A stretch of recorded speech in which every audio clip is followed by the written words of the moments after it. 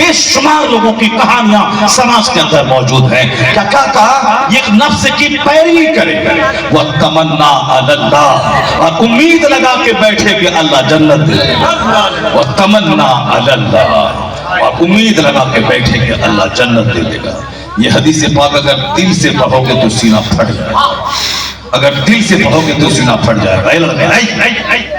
ایک تماشا مارے میں چہرہ لا رہا ہے، بدتمیز کہے گا.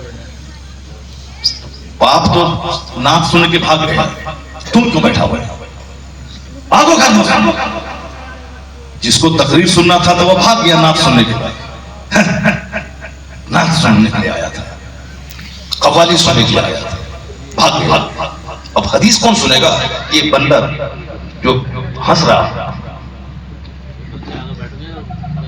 بتائیے، یہ سامنے ہنس رہا، یہ ہنسنے والا بچہ بیٹھا ہوا. اب باپ اس کا نام سن کے بھاگ گیا.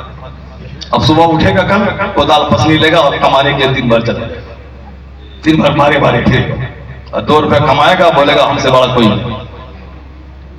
ایک چھوٹا سا گھر بنا لے گا، بولے گا ہم سے بڑا کوئی نہیں. ایک چھوٹی سی سوٹ خرید لے گا، بولے گا ہم سے بڑا کوئی نہیں. لتا منگیشکر کے پاس کروڑوں کی کار تھی، خربوں کا بنگلہ اس کا بمبئی میں موجود ہے، لیکن وہ بولی تھی من نہیں لگتا ہے دنیا میں. I like to leave this world، میں اس دنیا کو چھوڑنا چاہتی ہوں.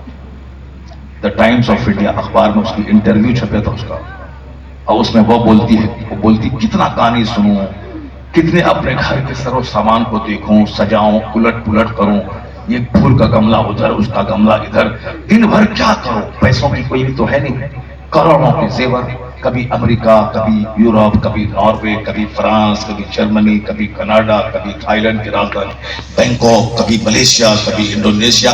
کہاں نہیں گھومی وہ عورت، بلبل ہند کہلاتی تھی. لیکن وہ بولی کہ زندگی میں اب مزہ نہیں ہے، میں مرنا چاہتی ہوں. چارلی چیپلن، زندگی میں مزہ نہیں ہے، اب میں رونا چاہتا ہوں. اور تم سوئفٹ، گٹکا اور سگریٹ اور چھوٹا سا بغیر پلاسٹر کے گھر لے کر کے تم مزہ لینا چاہتے ہو.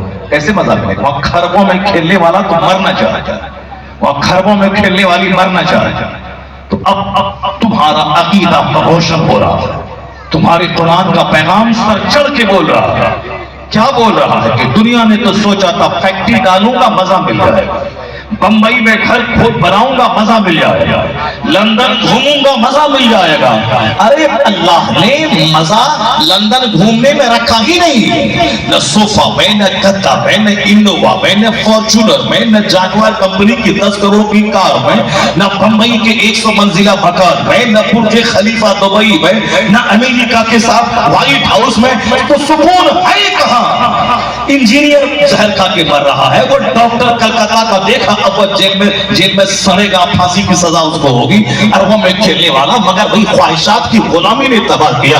پتا یہ چلا کہ سکون نہ ڈاکٹر بننے میں ہے، نہ انجینئر بننے میں ہے، نہ امریکہ گھومنے میں ہے، نہ مکان بنانے میں ہے، نہ 50 کپڑا ڈیلی چینج کرنے میں ہے. تو سکون ہے کہاں؟ اللہ بذکر اللہ تطمئن القلوب. قرآن کہتا جان لے جہاں عبادت ہے وہاں سکون ہے، جہاں ذکر ہے وہاں سکون ہے. یہ دلوں کو سکون اللہ کی یاد ہی میں مل سکتا.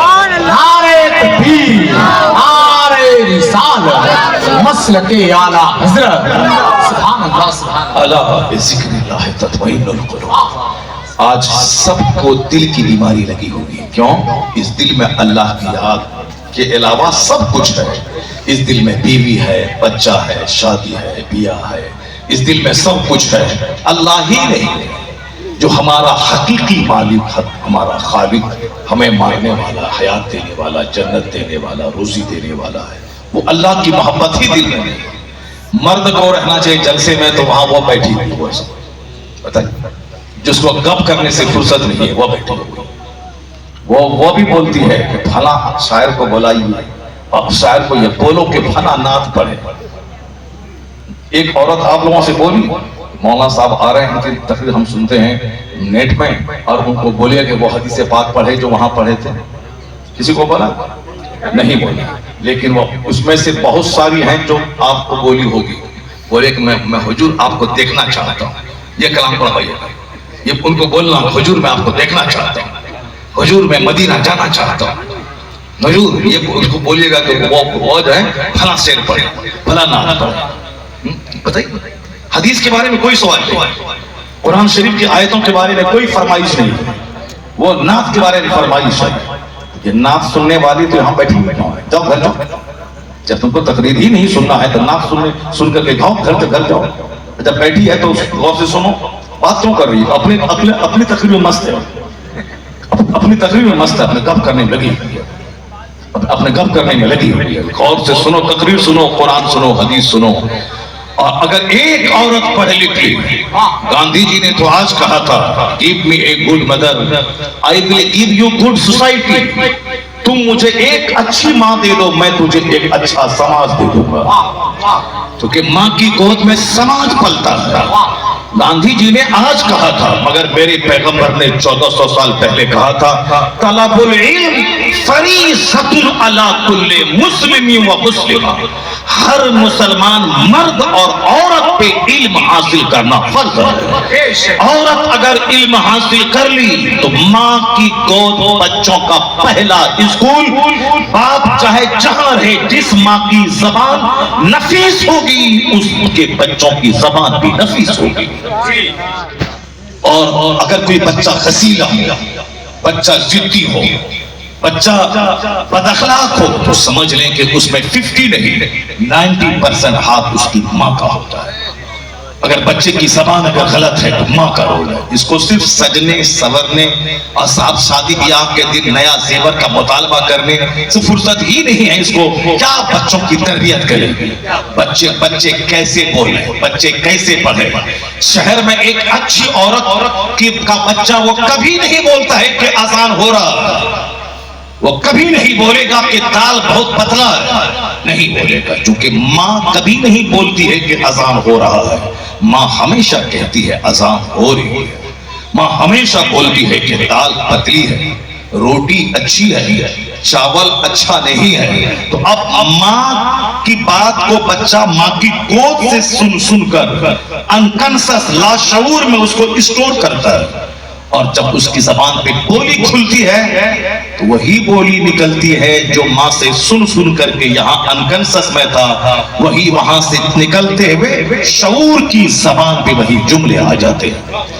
اس لیے شادی بیاہ میں موٹر کار دیکھنے والا اچھی بیوی کا سلیکشن کرو، دولت کو طلاق دے دو. صرف اچھی عورت چاہیے، جس کی زبان اچھی ہو، جس کا اخلاق اچھا ہو، جس کا کردار اچھا ہو، جس کا ویش بھوسا اچھا ہو، جو اپنی زندگی کو 10 مردوں کی گود میں جھلانے والی نہ ہو، جو اپنی زندگی کی سرکشا کرنے والی ہو، جن کا آنکھ شوہر کی امانت، جس کی زبان شوہر کی امانت، جس کا جسم شوہر کی امانت، اور اپنے بچوں کو پالنے کی خاطر اپنی زندگی کی حفاظت کرے. اگر داغدار زمین ہوگی کبھی اچھی فصل نہیں پیدا ہوگی، اور جو زمین سرخیز ہوگی زبردست فصل پیدا کرے. یہ ماں ہے، ماں کا پیٹ زمین کا کام کرتا ہے، باپ اس میں بیج ڈالتا ہے. اگر بیج ناکارا ہو تو بھی فصل ناکارا، اور زمین اگر جلی ہوئی، سڑی ہوئی، گندی اور بنجر زمین ہو، اس سے کبھی کوئی اچھی فصل کی امید نہیں کر سکتا. چونکہ دنیا کا سارا کام ایک سسٹم سے ہوتا ہے. غور سے سننا، بھلے ہی بات چھڑ گئی ہے میں اس کو مکمل کر دیتا ہوں، اس کے بعد پھر میں اپنی تمہید پہ لوٹ کے آتا ہوں. اس کے بعد اگر موقع ملتا ہے تو تقریر کرتا ہوں، اگر موقع نہیں ملے گا تو پھر دوسری بار آئیں گے تب تقریر کریں گے. لیکن پہلے اس ٹاپک کو سن لو جو بات چھڑ گئی ہے. میری ماں بہن بھی غور سے سن لیں، غور سے سنیں میری بات، اور اس کو ہوائی بات سمجھ کر کے نہ بلکہ دل میں جگہ دے رہا، اپنی زندگی میں اتارنے کی کوشش کریں. اور سمجھ لیں کہ تقریر ناچنے کا نام نہیں ہے، تقریر ہاتھ نچانے کا نام نہیں ہے، تقریر کرسی توڑنے کا نام نہیں ہے. تقریر ہے قرآن حدیث کا میٹھا پیغام دل میں اتار دینے کا، جو آدمی کی سوچ بدل دے، جو آدمی کی آنکھوں کو اس قابل بنا دے کہ آنکھ کسی لڑکی کی محبت میں نہ روئے، خالق کائنات کی محبت میں رونے والی. یہ آنکھ دنیا کی محبت میں نہ روئے، مصطفیٰ کی محبت میں رونے والی بنے۔ یہ زبان گانے کے لیے نہ ہو، بلکہ زبان اللہ رسول کے ذکر کے لیے وقف ہو جائے۔ تقریر وہ ہے جو ہمارے دل کی دنیا بدل دے، جو ہماری سوچ بدل دے، جو ہمارے جینے ہماری زندگی میں یو ٹرن لے آئے۔ جا رہا تھا پورب کی طرف، سوچتا تھا کعبہ پہنچ جاؤں گا، لیکن پورب جانے والا کہیں کعبہ پہنچتا ہے۔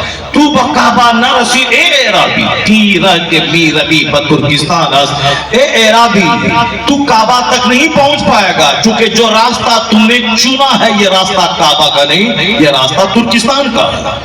ہم لوگ جس حال میں جی رہے ہیں یہ راستہ خدا کی رحمتوں کو اپنی طرف متوجہ کرنے کا راستہ نہیں ہے، یہ راستہ ہے اللہ کے عذاب کو دعوت دینے کا، یہ راستہ ہے مصطفیٰ کی ناراضگی کے مول لینے کا، یہ راستہ ہے اولیاء و صالحین کی روحوں کے روٹھ جانے کا، یہ راستہ ہے اپنے گھر کو تباہ و برباد کرنے کا، یہ راستہ ہے آنے والی نسلوں کو ملیاں میٹ کرنے کا راستہ ہے۔ راستہ وہی ہے بمصطفیٰ پر ایسا خیش راہ کہ دین ہماہوز گر بہو نہ رسیگی تمام وہ لہبی۔ اس ڈاکٹر اقبال نے کہا تھا اپنے آپ کو نبی کے قدموں میں ڈال دے، وہی سارا دین ہے جو وہاں تک نہیں پہنچ پایا، اس میں اور ابو لہب میں کوئی فرق نہیں ہے۔ بمصطفیٰ پر ایسا خیش راہ، اپنے آپ کو نبی کے قدموں میں ڈال دے، نبی تک پہنچا دے، اور اپنی زندگی کا مقصد مصطفیٰ کی غلامی بنا لے۔ جب تو مصطفیٰ کا سچا غلام بنے گا، جنت وہاں ملے گی، دنیا کا اللہ تجھے امام اور بادشاہ بنا دے گا۔ کی محمد سے وفا تو نے تو ہم تیرے ہیں، یہ جہاں چیز ہے کیا لوح قلم تیرے۔ جس کو تقریر سننی تھی وہ چلا گیا، اور جس کو ہنسنا ہے وہ بیٹھا ہوا ہے، اور یہ بیٹھی ہوئی ہے گپ کرنے کے لیے بیٹھی ہوئی ہے۔ چپ چاپ خاموشی پہ زبان پہ خاموشی کا تالا لگا لے، اور میری بات غور سے سن لے۔ اور تم اچھی بنے گی تیرے شوہر بھی نیک بن جائے گا، اور تم اچھی بنی تیرا بچہ تو ولی اور قطب پیدا ہو جائے گا۔ تم گھبراتی ہے کہ میرا بیٹا مجھ کو مارتا ہے، میرا بیٹا مجھ کو مارتا ہے، تیرا بیٹا تجھے مارے گا نہیں، تیرا بیٹا تیرے پاؤں کو دھو کے پیے گا۔ اگر تم اچھی ماں بن گئی تو تیرا بیٹا تیرے پاؤں کو چومے گا، بولے گا یہاں چومنے